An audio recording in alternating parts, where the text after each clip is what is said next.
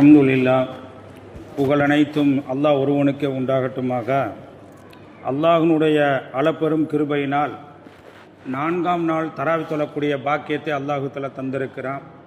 பொதுவாக நாம் பார்க்கின்ற பொழுது தொழுதுட்டு ஒரு 5 நிமிடம் நாம் உட்காருவதன் மூலமாக மலக்குமார்கள் நாளைக்கு நமக்காக பரிந்துரை செய்கிறார்கள்.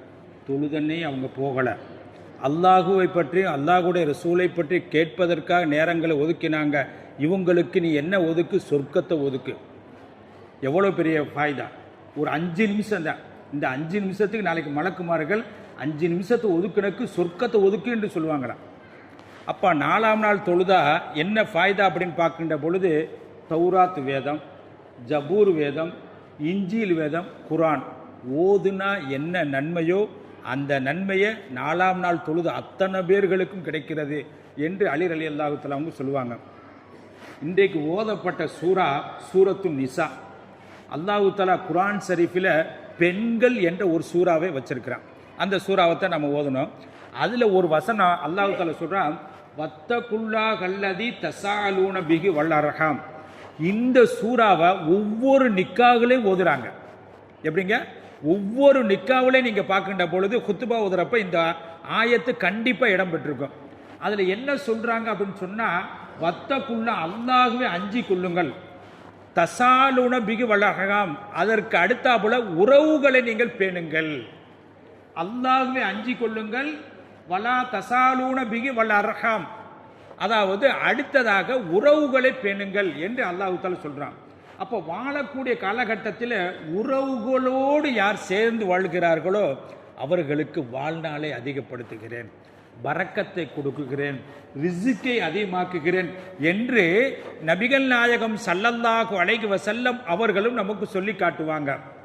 எப்படி என்று நான் பார்க்கின்ற பொழுது, அப்போ நாம் ஏதாவது செய்வதாக இருந்தாலும் கூட உறவுகளுக்குத்தான் முக்கியத்துவம் கொடுக்க வேண்டும்.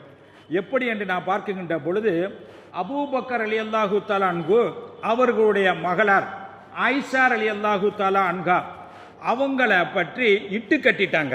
எப்படிங்க? அதனுடைய வரலாறு நீண்டது, சுருக்கமாக சொல்கிறேன்.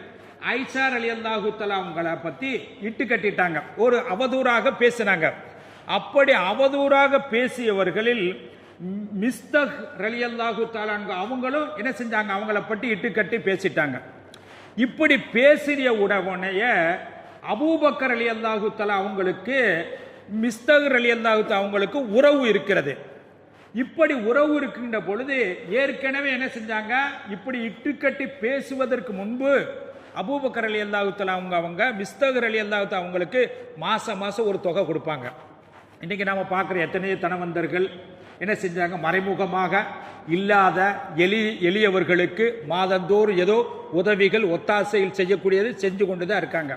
அப்ப இது இன்றைக்கல்ல, அபூபக்கர் ரலியல்லாஹு தஆலா அவங்க இப்படி, அதாவது ஏழையாக இருக்கிறார், யாரு? உறவுக்காரராகவும் இருக்கிறார் மிஸ்தக் ரலியல்லாஹு தஆலா அவங்க அப்படின்ட்டு மாதந்தோறும் ஒரு குறிப்பிட்ட ஒரு தொகையை வழங்கிக்கிட்டே இருந்தாங்க. என்னைக்கு தன்னுடைய மகள் அபூபக்கர் ரலியல்லாஹு தஆலா அவங்களுடைய மகளாக இருக்கக்கூடிய ஆயிஷா ரலியல்லாஹு தஆலா அவங்கள என்னைக்கு இட்டுக்கட்டு பேசியவர்கள் இவர்களும் ஒருவராக இருந்தார்களோ அன்றைக்கு கட் பண்ணிட்டாங்க. என்ன கட் பண்ணிட்டாங்க? மாதந்தோறும் தொகை கொடுத்துக்கிட்டே இருந்தாங்களே, என்னடா நம்ம மகளை இப்படி இட்டுக்கட்டி பேசிட்டாங்களே, எல்லோருக்கும் இயல்புதான். அப்ப என்ன செஞ்சிட்டாங்க? கொடுக்கக்கூடிய அந்த நிவாரணத்தை நிப்பாட்டிட்டாங்க. அப்போ உடனேயே அல்லாஹ் தஆலா ஆயத்தை இறக்கிட்டான், வசனத்தை இறக்கிட்டான். எப்படி? வல் யபுதகு வல் யஸ்பகு வல் யகுஃபிரு, அதாவது நீங்கள் அவர்களை மன்னித்தால் அல்லாஹ் உங்களை மன்னிப்பான். அல்லாஹ்வுடைய மன்னிப்பு வேண்டுமா?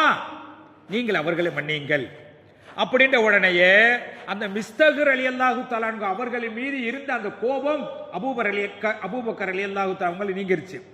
அப்ப என்ன செஞ்சிட்டாங்க? மீண்டும் என்ன செஞ்சிட்டாங்க? அவர்களுக்கு அந்த மாதந்தோறும் உறவுகளை பேணி மாதந்தோறும் கொடுக்கக்கூடிய அந்த தொகையை தொடர்ந்து கொடுத்துக்கொண்டே வந்தாங்க. அப்ப என்ன என்று பார்க்கின்ற பொழுது, உறவுகளுக்கு மத்தியில ஏதாவது விரிசல் வந்தாலும் கூட அந்த விரிசலை நீங்கள் மன்னித்து விடுங்கள், மன்னித்து நீங்கள் கொடுக்கக்கூடிய அந்த தொகையை நீங்கள் கொடுத்து கொண்டே இருங்கள், அவர்கள் செய்ததை நீங்கள் மன்னியுங்கள். நீங்கள் மன்னித்தால் அல்லாஹ்வுடைய மன்னிப்பு கிடைக்கும். அப்ப என்ன தெரிகிறது? உறவுகளோடு சேர்ந்து வாழுங்கள், வாழ்நாள் அதிகமாக்கப்படும், பரக்கத்துக்கள் நிறைய கிடைக்கும். அது மட்டுமல்ல, அஸ்மார் ரலியல்லாஹு தஆலா அவங்கள நீங்க பாத்தீங்களாக்க, அந்த அஸ்மார் ரலியல்லாஹு தஆலா அவங்களுடைய தாயார் இஸ்லாத்துக்கு வரல. எப்படிங்க? தாயார் இஸ்லாத்துக்கு வரல. இப்ப தாயார் இஸ்லாத்துக்கு வரல, ஆனா அவங்க கேட்கிறாங்க ரசூல் ஸல்லல்லாஹு அலைஹி வஸல்லம் அவங்கள்ட்ட, நாயகமே என்னுடைய தாயார் இஸ்லாத்துக்கு வரல, இப்ப அவர்களோடு உறவு வைத்துக் கொள்ளலாமா? அவர்களுக்கு செய்ய வேண்டிய கடமைகளை செய்யலாமா? நான் இஸ்லாத்தில் இருக்கிறேன், அவங்க இஸ்லாம் அல்லாத மதத்திலே இருக்கிறாங்க, இப்ப அவங்களுக்கு நான் செய்யக்கூடிய உதவிகள் செய்யலாமா? பணிவிடை செய்யலாமா? அவர்களோடு உறவுகள் வைத்துக் கொள்ளலாமா என்று கேட்கின்ற பொழுது நபிகள் நாயகம் ஸல்லல்லாஹு அலைஹி வஸல்லம் அவர் சொன்னார்கள், அவர்களோடு நீங்கள் உறவு வைத்துக் கொள்ளுங்கள், உங்களை பெற்ற தாயாக இருக்கிறார்கள், உறவு வைத்துக் கொள்ளுங்கள். அவர்கள் இஸ்லாத்திற்கு வரவில்லை என்பதற்காக நீங்கள் கொடுப்பதை, நீங்கள் அவர்களுக்கு செய்ய வேண்டிய பணிவிடைகளை நிறுத்தி கொள்ளாதீர்கள். ஆகையினால் அவர்களோடு உறவு வைத்துக் கொள்ளுங்கள், அவர்களுக்கு செய்ய வேண்டியவைகளை செய்யுங்கள், அவர்களுக்கு செய்ய வேண்டிய பணிவிடைகளை நிறுத்தாதீர்கள் என்று சொல்லுகின்ற பொழுது இந்த செய்தி நமக்கு என்ன தெரிகிறது என்று சொன்னால், உறவுகளோடு நாம் என்ன செய்யணும்? உறவு வைத்துக் கொள்ள வேண்டும். ஏனென்று சொன்னால், நாம் ஆரம்பத்தில் சொன்னது போல திருமணத்தில் சொல்கிறார்களே, வத்தகுல்லாஹ் அல்லதி தசாலூன பிஹி வல்லர்ஹாம், உறவுகளோடு பேணுங்கள் என்று அந்த தம்பதிகளுக்கு மூலமாக எல்லோருக்கும் சொல்லப்படுகிறது. திருமணம் ஆகிவிட்டா இன்னைக்கு அந்த உறவுகள் எப்படி இருக்கிறது? திருமணம் ஆயிட்டா பல இடங்களில் என்ன செய்கிறது? அந்த உறவுகளில் விரிசல் ஏற்படுகிறது. ஆகையினால் தான் அந்த தம்பதிகளுக்கு மட்டுமல்ல, அங்கு இருக்கக்கூடிய எல்லோருக்கும் ஓதப்படுகிறது, உறவுகளை நீங்கள் பேணுங்கள். நீங்கள் திருமணமாகிவிட்டீர்கள், இரு உறவுகளுக்கு மத்தியிலே உங்கள் மூலியமாக விரிசல் ஏற்படக்கூடாது, நெருக்கம் தான் ஏற்பட வேண்டும் என்று உணர்த்தும் முகமாகத்தான் அந்த வசனங்களே ஒவ்வொரு குத்துபாவிலும் ஒவ்வொரு நிக்காகிலும் ஓதப்படுகிறது.